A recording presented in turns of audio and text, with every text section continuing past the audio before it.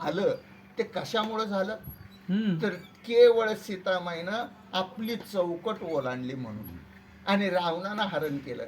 आज रावण हा पाकिट रूपी आहे आणि सीता हे तुम्ही आम्ही आहे. पाकिट रूपी रावण त्या चौकटीच्या बाहेर तुमची वाट बघतोय. काय करतोय? पाकिट रूपी रावण तुमची त्या लक्ष्मण रेषेच्या बाहेर वाट बघतोय. तुम्ही गेला की त्या पाकिटाने तुम्हाला गिळलं. आम्ही तेच करतोय आता. आम्ही स्वतःहून जातोय त्याच्याकडं, आणि मग नियमाची मग पायमल्ली होणार नाही तर काय होणार. मग 3 दिवस राहायची इच्छा पंढरपुरात होईल. मग एकादशीला पण कीर्तन करा. मी महाग एक 6 महिन्यापूर्वी किंवा वर्षापूर्वी सांगितलेला प्रसंग मला आठवतोय. विठ्ठल पाटील होता आपला, एकादशी दिवशी कुठेतरी गेला, म्हणजे आला नाही. मला एका महाराजाने विचारलं, का हो महाराज? म्हणले विठ्ठल पाटीलला एकादशीला दिसला नाही. म्हणलं मी आला. म्हणले का एकादशीला नाही म्हटल्यावर तो मी आला म्हणले. हे त्यांनी ऐकलं आणि त्यांनी मला सांगितलं. मी म्हटले बरोबर आहे महाराज. म्हणजे एक दिवस, 3 दिवसातला एक दिवस सुद्धा आपल्या कीर्तनकाराने बाहेर कीर्तन करायला जायचं नाही.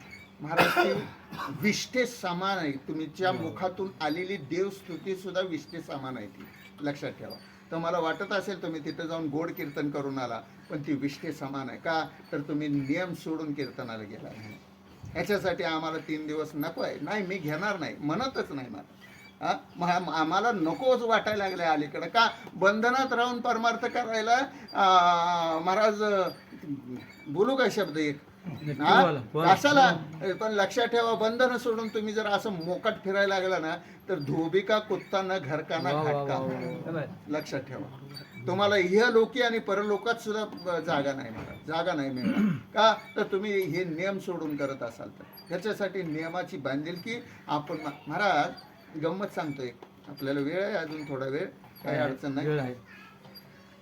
प्रभू रामचंद्र, लक्ष्मण महाराज, भरत महाराज आणि शत्रुघ्न महाराजांचा जन्म झाला.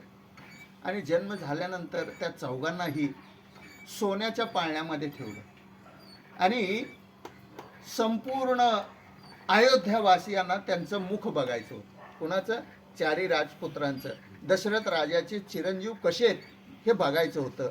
म्हणून चौघांनाही त्या सोन्याच्या पाळण्यात बसवलं आणि राजसभेमध्ये आणून ठेवलं.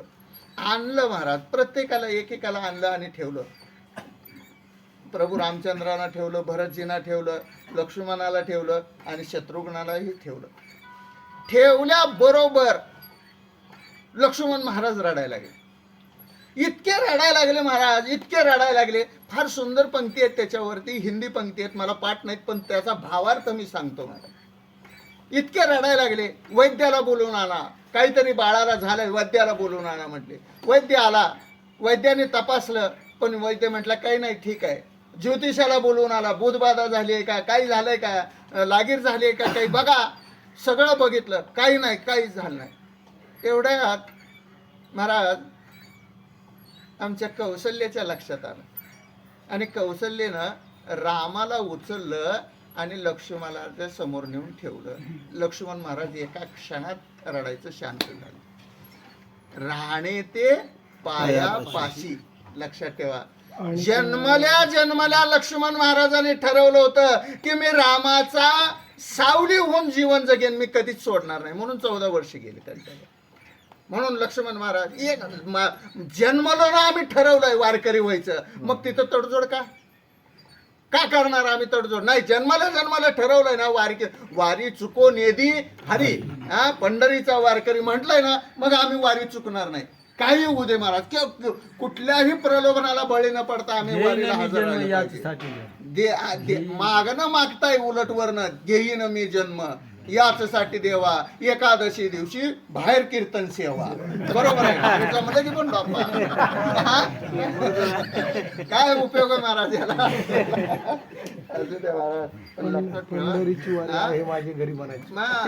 आणि परत सांगताना कीर्तनात सांगायचं, पंढरीच्या वारेला चुकू नका बरं का. आणि तू काय करतो रे विचारायची एखाद्यानं. बसले महाराज प्रश्न विचारायचा अधिकार आपल्या सगळ्याला आहे, काय कराय खाली बसलेल्यानं लगेच विचारायचं कार्तिक वारीला चालत गेलता का गाडीत गेलता विचारायचं कीर्तन करायला, असं नाही विचारणार आम्ही. का? कारण आमच्यात आमची भक्ती तेवढी प्रबळ नाही.